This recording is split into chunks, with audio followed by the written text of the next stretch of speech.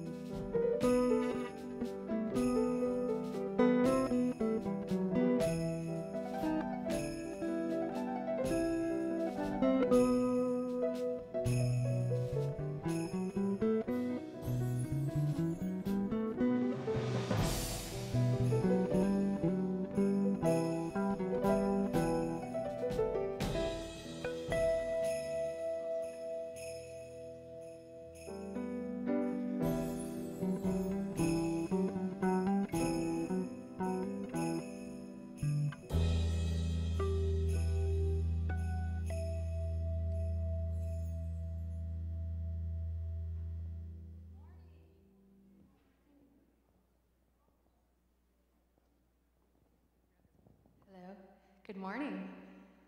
So we are in the Christmas spirit today, so we'd like you to join us in singing some Christmas carols, if you would.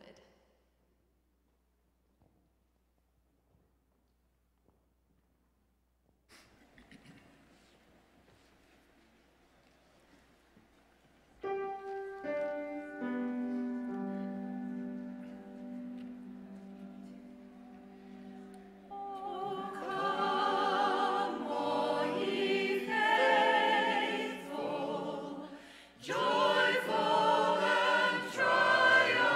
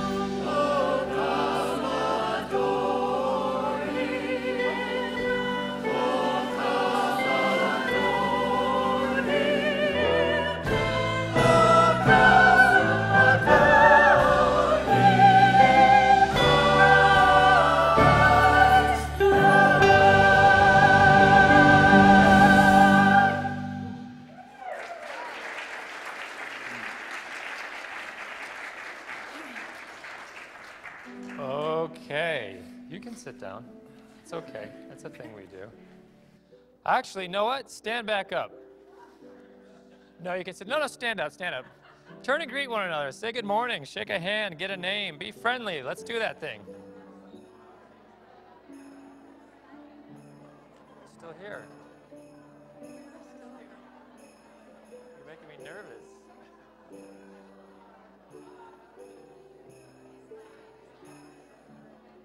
Later. Okay, now you can be seated. Still a little bit going on in the back. It's like a wave, like it just kind of slowly happened from front to back. That's good.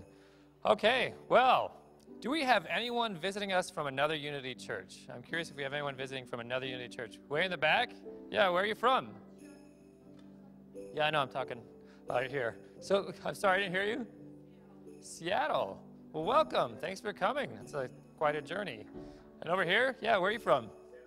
Santa Barbara, all right. And was there someone behind you over here anywhere? Okay, great. How about if you're here for the first time and willing to admit that? Raise your hand if you're here for the first time and willing to admit that. Nobody's willing to admit. Oh, okay, right here. So where are you from? You from Boulder? New Jersey. Yeah, that's our roots. That's where the Groverland family's from, is the East Coast there. So that's some good blood. Awesome, awesome. All right. Are we all okay today? It's too quiet, and I'm just going to come out here and just kind of check the energy here. Way too subtle. That's just like some apprehension, some worry, some concern. What's going to happen to me today? Let's just let all that go. We're going to have a great time today. We're going to do wonderful things. And I'm going to prove that by letting Mike come out here and give some announcements. But don't forget to turn off your cell phones if you have not done that yet.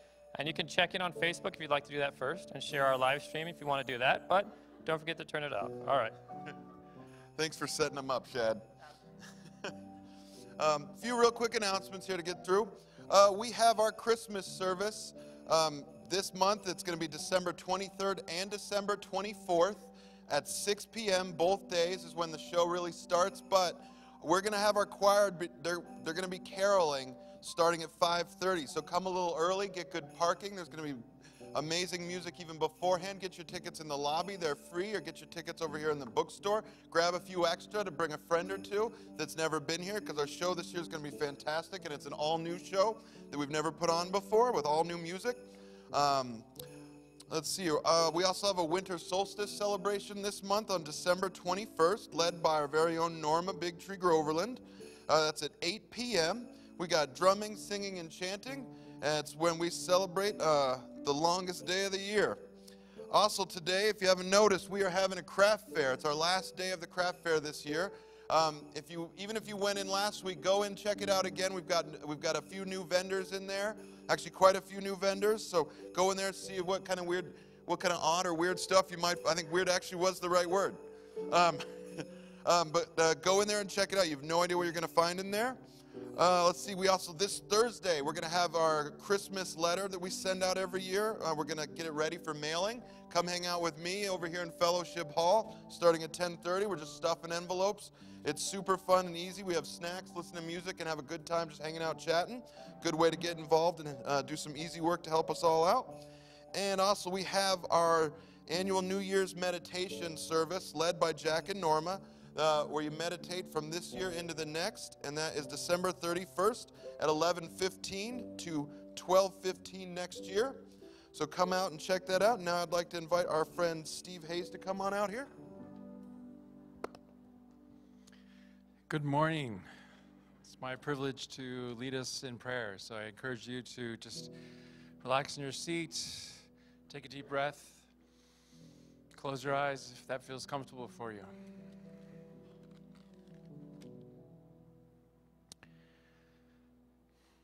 Father, Mother, God, Creator, universe, we are grateful for love. We are grateful for love as that spacious energy that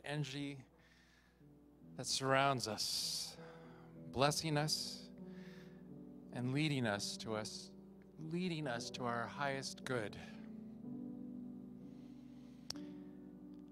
That energy, that spacious energy that allows us to relax, to heal, and to breathe easily.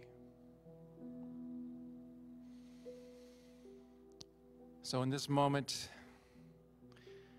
surround yourself with that love. Feel that energy. Relax. Heal. And breathe. Feel that blessing. Feel that peace surrounding you.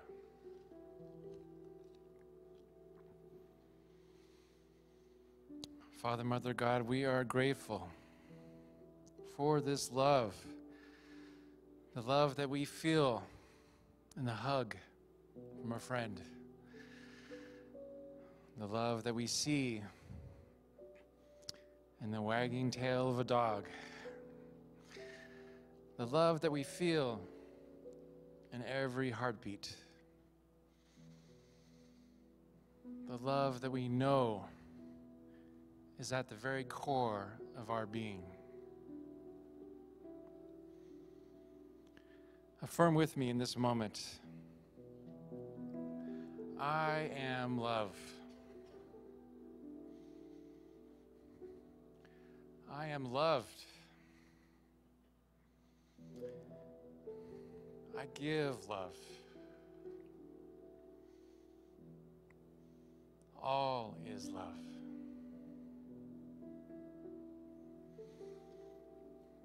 Thank you, God, for all your infinite blessings, especially love.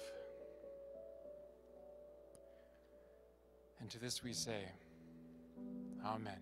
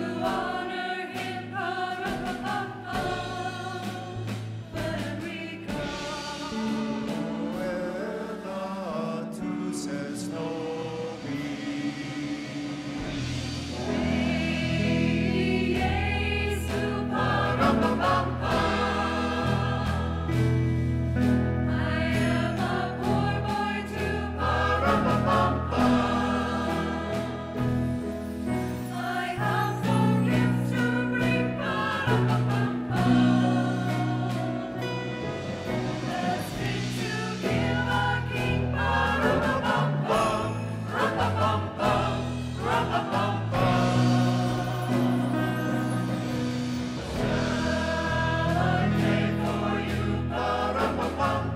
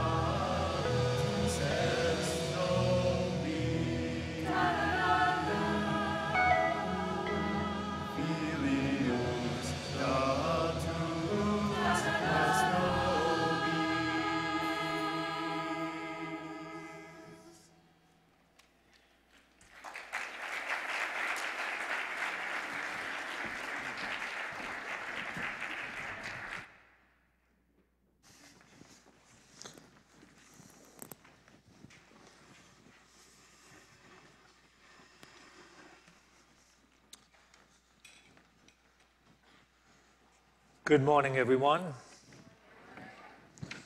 I'm going to start with a question, a couple of questions.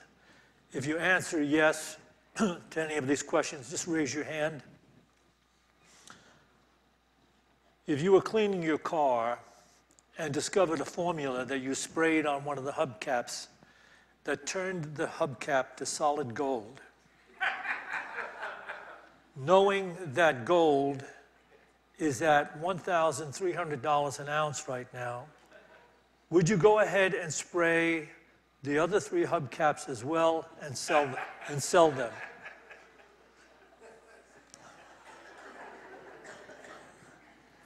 What about returning to your house and your air conditioner?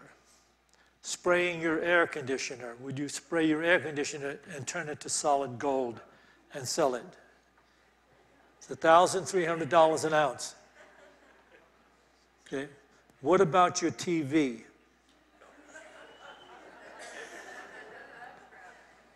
What about your spouse?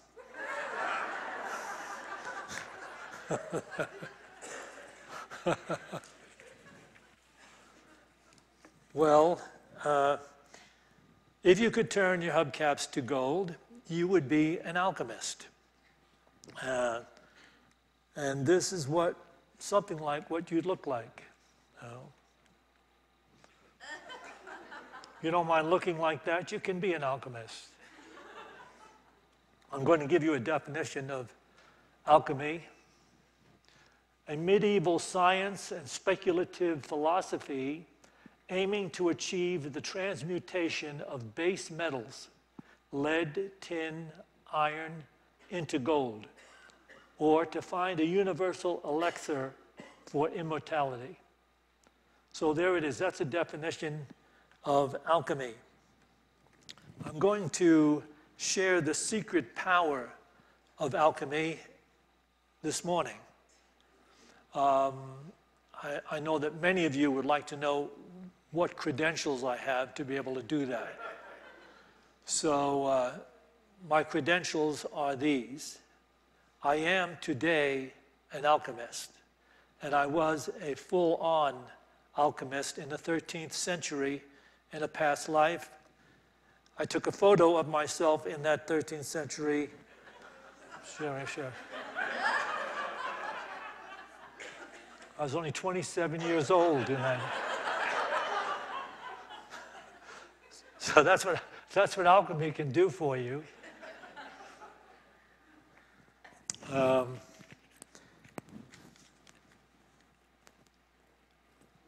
Alchemy has been considered down through the ages as a pseudo-science. That is, it's fool's folly. It's bogus. But I know that alchemists trained in the alchemist's secrets ultimately came to realize that alchemy was not about transforming base metals into precious metals. It was about transforming base thoughts, attitudes, and emotions into precious ones: compassion, acceptance, and peace. Now, right now, you're probably thinking, he just used this whole alchemy thing just to get into another talk, another unity talk about these principles of acceptance and peace and things like that. But I assure you today, if you listen to what I am going to share with you, you will be brought into the absolute alchemy that each person is actually seeking but doesn't even know it. You are seeking to know a truth that will make you free. You are seeking to know a truth that will make you free of conflict, fear, consternation, poverty, sickness, disease, and death. I will be sharing that with you, and if you listen closely and carefully, attentively, you will gain the true alchemy for living life effectively. Over the years, I've read about extraordinary masters who were capable of sustaining such an awareness of the oneness of all life that anyone who stepped into their presence with negative emotions could not sustain their negative emotions. They couldn't sustain negative attitudes, and they couldn't sustain their sickness or their disease. These are so accomplished masters that their awareness of the interconnectedness of all minds was so powerful in their mind, they held such an ideal of harmony that you could no longer come into their presence and attempt to make manifest your illness, your negative emotions, and your sickness. I've read a number of them that were able to do this.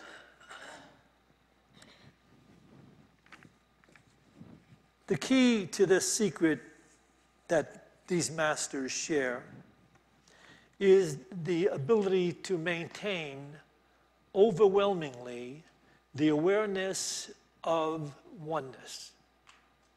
The ability to maintain it overwhelmingly.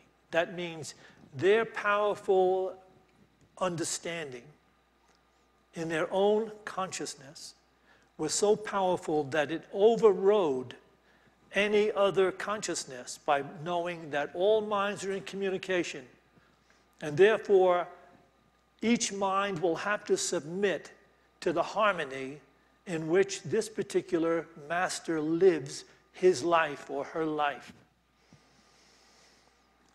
And whether we know it or not, that power exists in each of us. And not only that, but we are called to understand that power in order to heal ourselves and to heal our relationships and to ultimately heal our planet. Decades ago, and it's interesting when you've been in the ministry long enough that you can speak in terms of decades instead of years. Yeah, so don't laugh, Farouk, because you're as old as I am, all right? I don't want to, you really upset me with that stuff.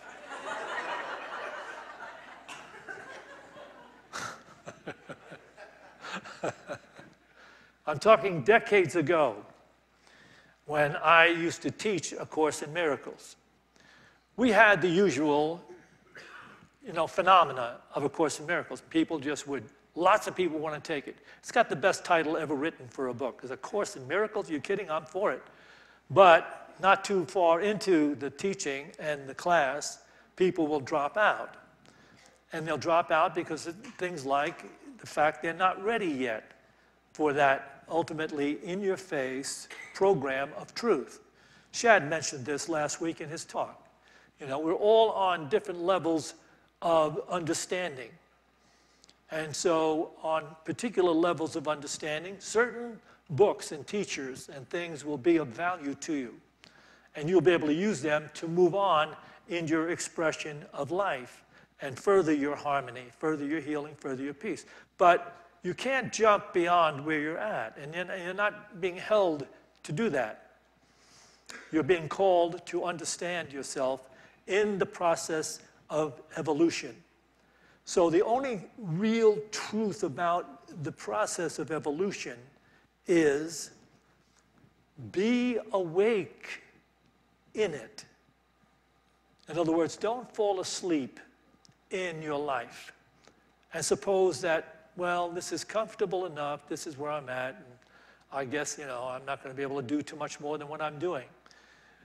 That's probably not the best way to go about living your life. The best way to go about living your life is understanding this. You are here by divine appointment. You were brought into birth in the earth by divine appointment. You are given free will to live your life and choose the things you choose for your life along the way. Hopefully, you'll be awake in the choosing of your life as you go along, and you will grow in awareness and ultimately fulfill your destiny, where you will be able to experience what this final truth is that I'm going to share with you. But there is no judgment against you. There is no God, there is no universe that is holding anything against you. You are beloved all along the way. So it's simply incumbent upon each of us to live our lives in a wakeful manner. That means we have the ability to reflect on what it is we think and reflect on the actions we take. And by reflecting upon them, we can alter our thinking and alter our actions and grow more in the consciousness divine, which is at the core of our being. But there is no judgment, no condemnation. There's no hell. Whatever condemnation you feel is self-imposed.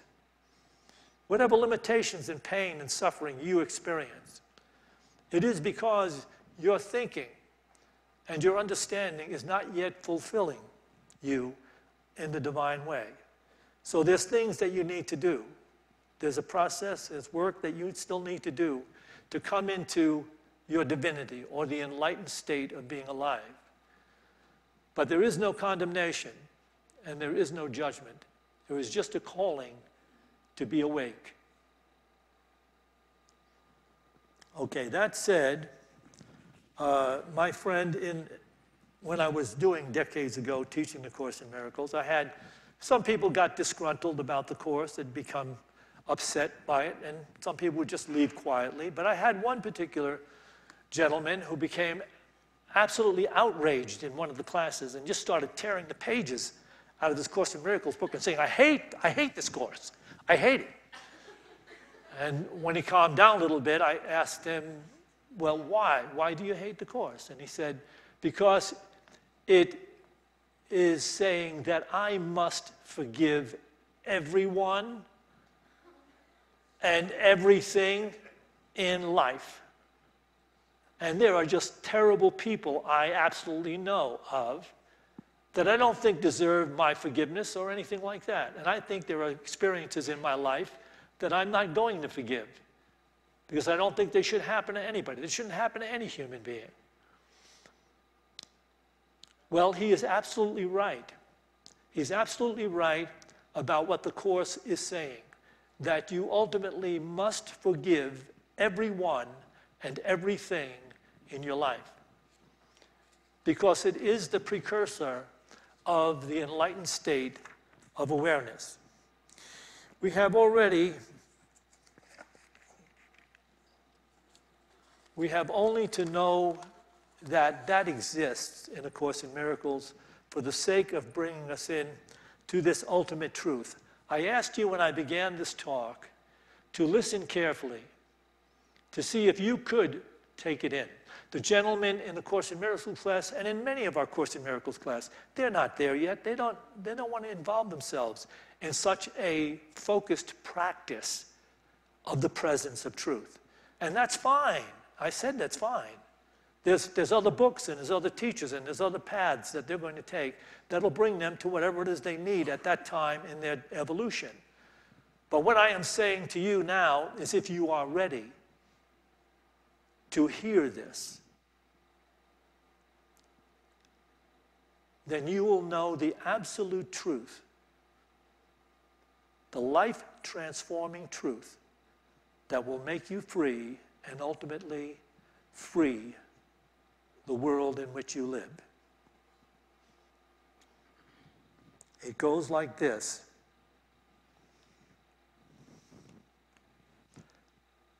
This is Eckhart Tolle in Stillness Speaks, page 84, paragraph 2. You are not separate from nature. We are all part of the one life that manifests itself in countless forms throughout the universe, forms that are all completely interconnected. Now,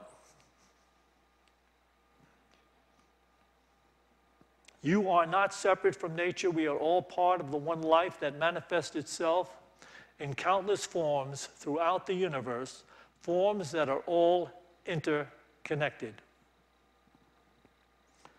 Let me take you on to here. Course in Miracles says it this way.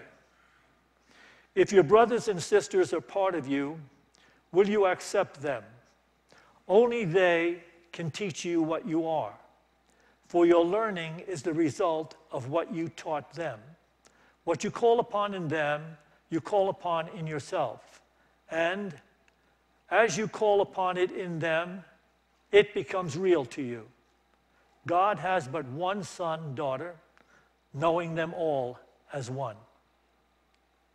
I'm going to take this back again. Tune into this as best you can.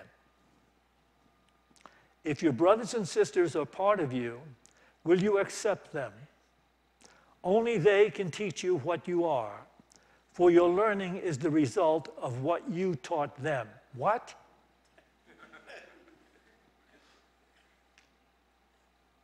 Your learning is the result of what you taught them. Only they can teach you what you are, for your learning is the result of what you taught them. This is the departure from the normal, conditioned awareness of the world. This is a departure from all religion. This is a departure from the illusions that hold us in bondage day after day after day. Because everything that we were born in the initial state of consciousness to understand is based on an illusion.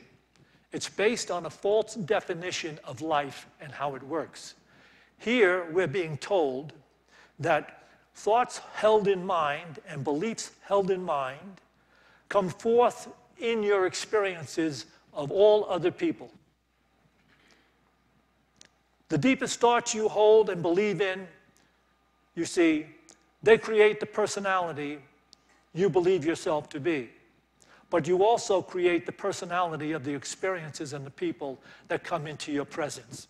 Just as the masters who have evolved to the place where they hold nothing against anything, they have no resistance to anyone, are able to hold such pristine awareness that those who come into their experience must share in that awareness. The people that are coming into your awareness are there for you to listen to it.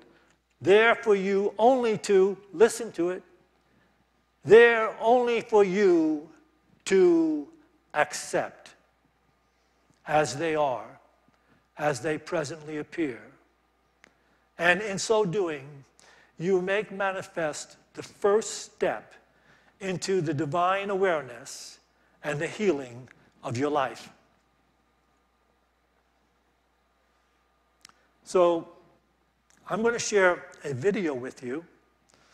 A young girl in India will be sharing her thoughts about this very subject. I will talk to you when we finish the video. Welcome to Awakening with Brahma Kumaris. Our today's topic is Happiness Unlimited. Welcome, Sister Shivani. Thank you so much. Om Shanti. Sister Shivani, last time I was requesting you that honestly I wanted to fill myself full of love so that I can give love to people which I haven't been able to give from so many years all my life, and make other people also happy, myself happy, my surroundings happy. So what is the first step I do? As you told us that you have to fill yourself with love in order to give the others. How can I do it? First and foremost, let's understand that whether it's peace, whether it's love, whether it's happiness, they're not really independent. If I'm peaceful, that means I'm stable, that means I'm happy, and that means I accept people as they are, and that means I love them. If you're stable, See, if I'm peaceful, suppose I see you doing something which I feel is not right, but I'm still peaceful. It doesn't disturb me. It but doesn't. the moment you say which I feel is not right, that means you're disturbed. Yeah, but one is to see it as a detached observer that this is not right. Let's say I see you picking up a stick and hitting something over here. Tick, tick, tick, tick, tick, like that. Now one is, earlier it would get me irritated. You know, some people have that habit sitting with the ball pen. Yeah, tip, tip, tip, tip, yeah. Or then just cracking their knuckles like this. Or shuffling something in a plastic bag and sitting and eating something out of it. Now, these are small things, but it applies to small things and big things. These things sometimes can become the cause of irritation for me. But what irritates is not the ball pen, it's not the noise of the cracking of the knuckles, but the thought that I have about the act. And according to me, it's pretty rude to sit and play with the ball pen. This is my perception. If then I get irritated with you because you're doing that act, which according to me is not right, even though you're having a good time. See, if you have any act in your mind which is according to you is right or wrong, that means still that act disturbs you, so you're disturbed somewhere, aren't you? No. One is when you're hearing that ball pen going tick, click, click, tick, you start creating these thoughts. Why are they doing this? Don't they know this is not the way to be? This is quite impolite. I'm talking and they're playing with the ball pen. It is these thoughts which create the irritation. And I reject you for what you're doing. And the other thing is that the ball pen is still going like this, but it's not creating a series of thoughts in my mind because I've created one thought. They have a choice what they want to do. It pulls a full stop to the rest of the thoughts. Now, because if I'm able to create this thought, they have a choice. I may not be comfortable with what they're doing, but they are comfortable with what they're doing. And I respect their choice. Now there's no disturbance. There can be only two kinds of energy which goes from me to you, either rejection or acceptance. Normally, when we don't accept the act, we don't accept the person doing the act. Okay, this is the meaning of sin and sinner. You know, we used to read all this. It's the sin. Punish the sin, not the sinner. Okay. I mean, the problem is with the act. Not with the person. With the person. But for me, the problem becomes you are wrong.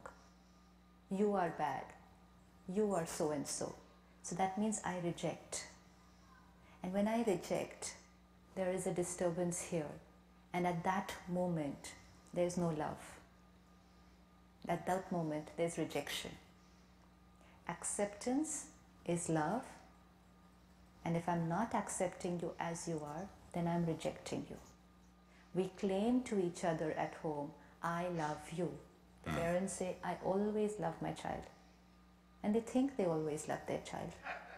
But at those particular moments, when they're rejecting their child, it's not love at that time. So love means I love you as you are. Accept you. As you are. Respect you. As you are. Not I respect you, but do this, do this, do this, do this, do this. Change this, change this, change this. I love you, but. But there cannot be a but. But.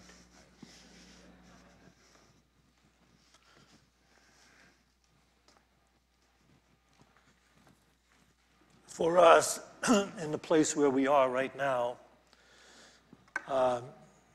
in our collective evolutionary process, there is one more piece to the understanding that is being shared so beautifully by this young lady in India. And that piece can be found here being shared by Eckhart Tolle, and I'll share it with you. When you receive whoever comes into the space of now as a noble guest, when you allow each person to be as they are, they begin to change. She didn't bring this up in her video. What she's saying is absolutely true about sustaining peace, because the truth, and you'll find this written not only in A Course in Miracles, but you'll find it written by many of the masters down through the ages. Peace and understanding can never be separated. If you have true peace, it is only because you now have true understanding. And if you have true understanding, you cannot have anything but true peace. But what happens in the exchange between human beings, if I give you permission to be who you are in my presence, and I give all that permission to whoever comes into my presence, then what happens is there is this communication, because all minds are in communication, that creates a change in those people that have come into my presence where peace is the goal, where acceptance, divine acceptance exists. When I talk about divine acceptance, I'm talking about a high level of awareness. I'm talking about a divine level of awareness that we can't just jump into. We have to use spiritual practice in order to get there and ultimately sustain that state of awareness, which will heal our lives completely. But it takes a spiritual practice in order to accomplish that. But it does change those who come into our presence, regardless of what attitudes and emotions they may be holding about us. Many things that they hold about life in general that we don't appreciate or agree with, it doesn't matter. If I give them to be who they want to be, I give them permission to be whoever they are there, and I am only seeking peace. There's no resistance within me. There's no blame. When that is taking place, healing is taking place also in the person in your presence. That is the absolute truth. People, masses of people, will not even experiment with this truth. If you meditate on it, you'll understand why. They will not experiment with this truth. Because what it ultimately will do, it will ultimately require you to recognize we are all one.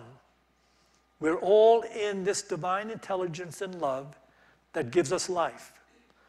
And we all have our choice as to how we will make manifest that life. But the problem comes when you're practicing this truth that we are all one, all worthy to be blessed, all worthy to receive peace. When you practice that, something goes out of your initial state of awareness, which is, listen to it very carefully, specialness leaves your illusion-driven awareness. And that's why so many people will not even begin to experiment with this truth shared by the masters down through the ages. I'll give you a final Course in Miracles quote to take with you, and then I'll give you something to hold on to that'll help you through your practice. There's A Course in Miracles. The old edition is on page 132, paragraph 2. In the new edition, it's on page 143. But you can find this in almost any page in A Course in Miracles. When you meet anyone, remember it is a holy encounter. As you see As you see him or her, you will see yourself. As you treat him or her, you will treat yourself. As you think of him or her, you will think of yourself. Never forget this. For in him or her, you will find yourself or lose yourself. Whenever two children of God meet, they are given another chance at salvation. Do not leave anyone without giving salvation to him or her and receiving it yourself.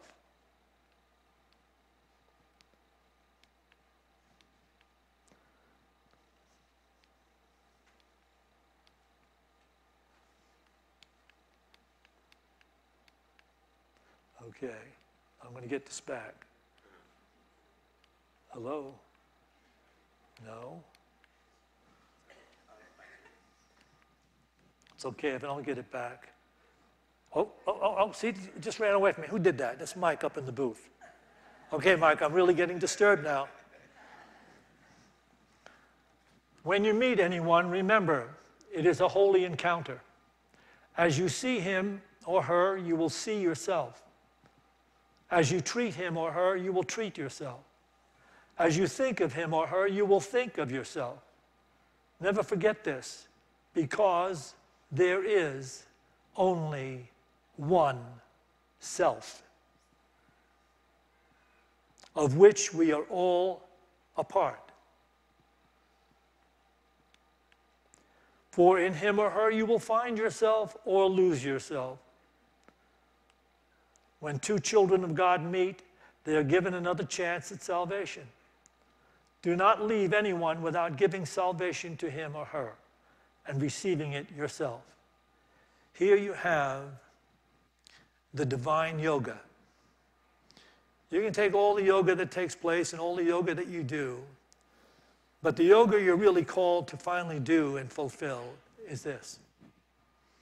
And in doing that, you will find such peace, harmony, joy, and healing in your experiences, because you will finally have entered into what is the destiny of every human being.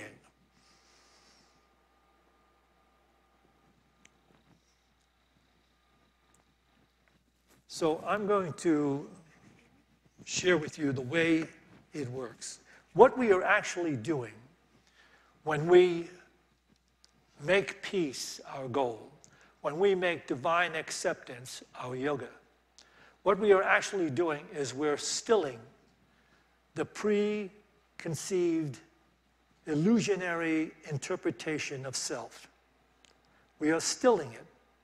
Whenever we quiet the ego-centered idea of things, what happens is our natural core awareness, or you call it the Christ within you, rises to bring about its divine consciousness, its divine thoughts.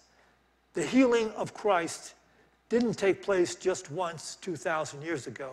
The healing of Christ takes place in every person, in every place where we are able to subdue the initial state of consciousness in which we were conditioned to live, which is an eye for an eye, a reaction. Every resistance meets resistance. When we are able to subdue that, because our choice is to have harmony and peace and love. When we subdue the illusionary idea, then this divine core being comes forward. And what happens? Whatever's taking place out there, what happens? You feel good. You feel God. It doesn't matter that you just lost $100 million. It doesn't matter if you just had an automobile accident. It doesn't matter what's going on all around you. It doesn't matter.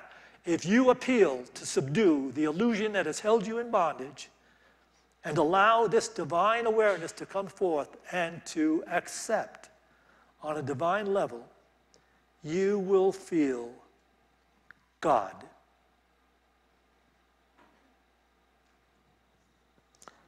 So it requires a holy pause. It requires being aware enough to catch whenever there's resistance rising within you. Whenever you feel resistance rising within you, for whatever reason, you have to pause.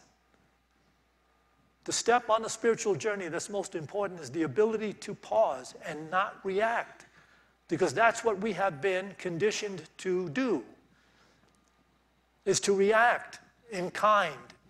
An eye for an eye, a tooth for a tooth, a bad attitude for a bad attitude, an attack for an attack. We have to let it go. And the only way to let it go is to be able to pause. And within that pause, you say to yourself, I would rather have peace.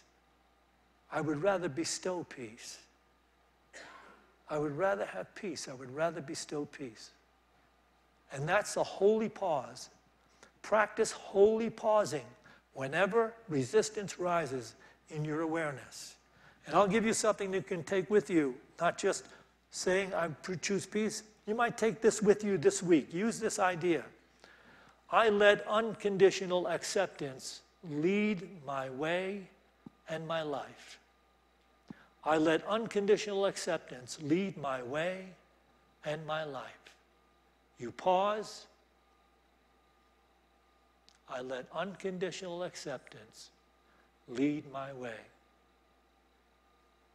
And therein, you enter into your divinity.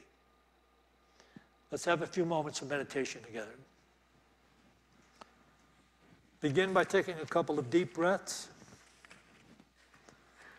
As you release your breath, release any cares or concerns, fears and doubts that you may have been carrying around with you. Let them go. And breathe.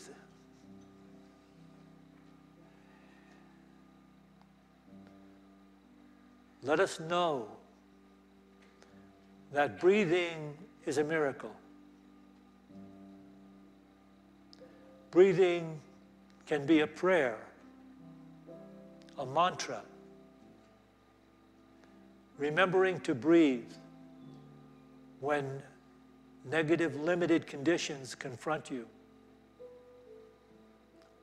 or negative, limited emotions in another person come into your experience. Remembering at that point to pause and just breathe will bring about a peace that heals. Breathing is a miracle. It is a prayer that opens the way to healing. It is a mantra that dissolves conflict.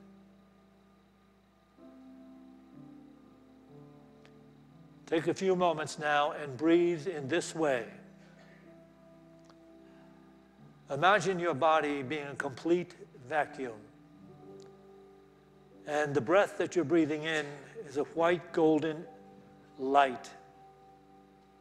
And it fills your body from the tips of your toes to the top of your head. As you release your breath, you release this light through your pores into the world all around you. Breathing in the refined golden light of God. It filling your body from the tips of your toes to the top of your head. Releasing the light through the pores of your body into the world. Bringing light, healing, and love. Breathing in the refined golden light of life. It filling your body from the tips of your toes to the top of your head. Releasing the light through the pores of your body into the world.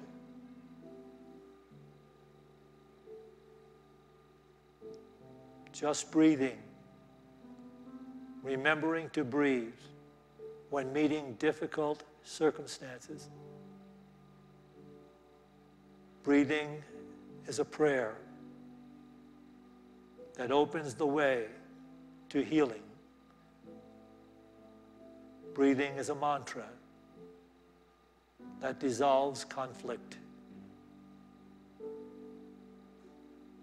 Breathing is a pathway into the divine consciousness of God.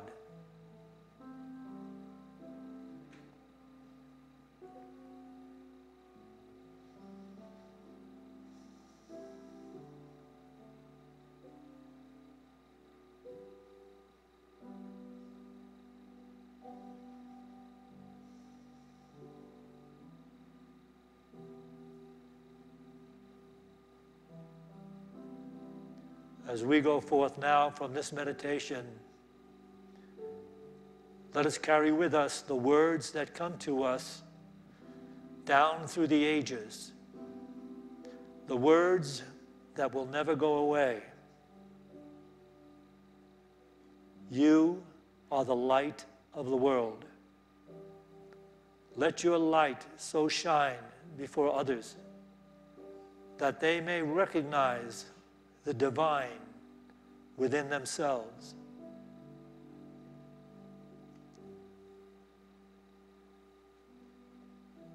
And for this opportunity in every moment, we do give thanks. And we do say, Amen.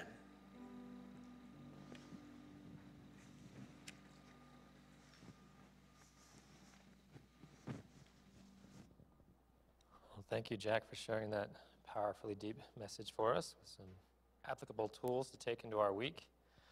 We're going to take an offering for unity now. And unity, we like to remind you that an offering is not a giving away of something or giving up of something. It's an investment in what we want to see in this world and what we want to see in our lives.